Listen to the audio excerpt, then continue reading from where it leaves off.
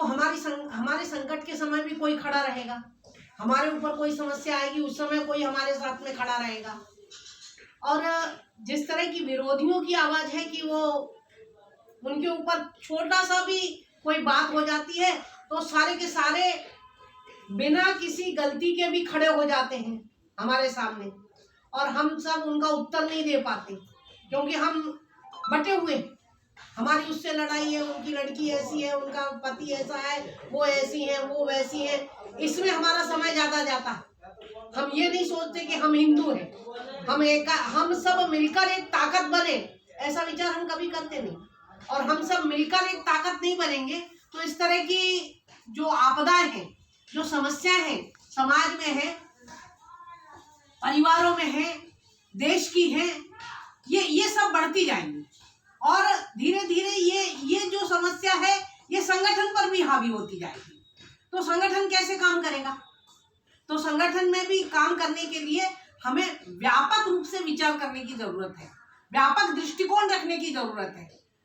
ठीक है, गलतियां सब में होती हैं, हम में भी है, आप में भी है, और जो हमारे आसपास रह रहे हैं उनमें भी कुछ न कुछ छोटी मोटी गलतियां होती हैं। हमारे परिवार में, हमारे बच्चों में कुछ न कुछ गलतियां, कमियां रहती हैं। सब परिपूर्ण तो नहीं होते ना, तो परिपूर्ण नहीं होते तो जिसमें जितनी अच्छी गुण है उन अच्छे गुणों का उपयोग हम समाज के लिए, परिवार के लिए, व्यक्तिगत रूप से उसका दृष्टिकोण बदलने के लिए हमें क्या करना चाहिए? तो समाज का दृष्टिकोण बदलने की जरूरत है। समाज महिलाओं को किस दृष्टिकोण से देख रहा है उसको भी बदलने की जरूरत है। आज बहुत बड़ी संख्या में हम देखते हैं कि प्रवचन होते हैं, बड़ी संख्या में मठ मंदिरों में सत्संग होते हैं, लेकिन इसके बावजूद भी इतने हमारे तीर्थ क्षेत्र हैं, इन तीर्थ क्षेत्रों में बड़ी संख्या में समाज के लोग जाते हैं। वहाँ पर एक भाव रहता है कि हमने चारों धाम की यात्रा करनी है, हमें माता पिता को चारों धाम की यात्रा करवानी है, जो सप्तपुरी हैं उनके दर्शन करवाने हैं। ये सब हम सुनते हैं, पढ़ते हैं, शास्त्रों में लिखा हुआ है। इनका भी कहीं ना कहीं भाव लेकर जब हम जाते हैं तो हमारे ऊपर कोई ना कोई प्रभाव उसका पड़ता है, लेकिन इन सब प्रभाव पड़ने के बाद में भी कहीं ना कहीं हम आकर वैसे के वैसे हो जाते हैं। हम जब अपने परिवेश में आते हैं तो वहां पर जाने से हमारे अंदर बदलाव क्या आया? हम किसी संगठन में काम करते हैं तो हमारे अंदर वो संगठन का जो पद्धति है, जो संगठन का भाव है, उस संगठन के भाव के कारण हमारे अंदर हमने उसको कितना ग्रहण किया है, उस व्यवहार को हम कितना ले रहे हैं अपने अंदर। तो ये सब व्यवहार में लाने की जरूरत है, और व्यवहार में जब हम लाएंगे तो निश्चित रूप से जिन संगठनों का हम सामना कर रहे हैं, आज तो बहुत बड़ी जो हमारे सामने राजनीतिक चुनौतियां हमारे सामने हैं, सामाजिक चुनौतियां हमारे सामने हैं, शैक्षणिक चुनौतियां हमारे सामने हैं, भौगोलिक चुनौतियां हमारे सामने हैं।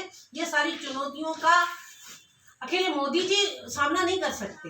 जब तक समाज का जागरण नहीं होगा, समाज उसके लिए स्वयं खड़ा नहीं होगा, तब तक हम इन सब बातों से कहीं ना कहीं दो चार होते रहेंगे। और यदि हम एकत्रित नहीं हुए, हम सब संगठित नहीं हुए, तो हमारा भविष्य क्या है ये मुझे बताने की जरूरत नहीं है। हमने इतने साल तक गुलामी भोगी है, परतंत्रता का हमने देखा है कि परतंत्रता में किस तरह से हमारे ऊपर अत्याचार हुए हैं, हमारे परिवारों के ऊपर हुए हैं, और किस तरह से हमने जो गुलामी भोगी है उसका अंश आज तक हमारे रक्त में कहीं ना कहीं भिन रहा है। उस सबको इतने साल हम स्वतंत्रता को हो गए, 75 साल भी हम अमृत महोत्सव मना रहे हैं स्वतंत्रता का।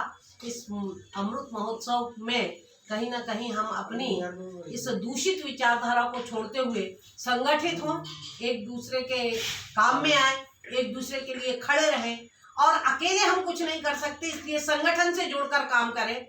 हम सब जानते हैं कि जनसंख्या का आधा भाग महिला है, और महिला यदि निष्क्रिय रही तो निश्चित रूप से पुरुषों का संगठन, कभी भी अकेले पुरुषों का संगठन महिला जागृत नहीं होती, तो पुरुष अकेले कुछ नहीं कर सकते।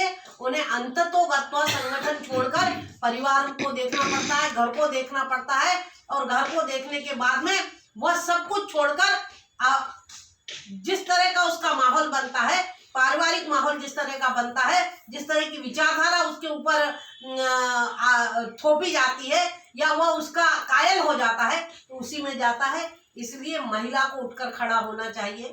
अपनी बच्चियों का कैरियर बनाओ, अपने बच्चों का कैरियर बनाओ, लेकिन उन्हें राष्ट्रभक्त बनाओ, उन्हें देशभक्त बनाओ, उन्हें राष्ट्र के प्रति स्वाभिमान किन किन बातों में, इन सब बातों के लिए उनको तैयार करो। यह सब मातृशक्ति और हमारी जो महिला है उसको करने की जरूरत है। हम घर को सुदृढ़ रखेंगे, परिवार को सुदृढ़ रखेंगे, और एक घर में जिस तरह की एक कहना चाहिए संस्कृति, धर्म, परंपरा, रीति रिवाज, इन सब का अनुपालन हम करते रहेंगे तो हम अपने देश में धर्म और संस्कृति को बचा कर रखेंगे। धर्म और संस्कृति को बचाना ही महिला का पहला कर्तव्य है। यह बचेगा तो देश बचेगा, राष्ट्र बचेगा। इतना ही आज मैं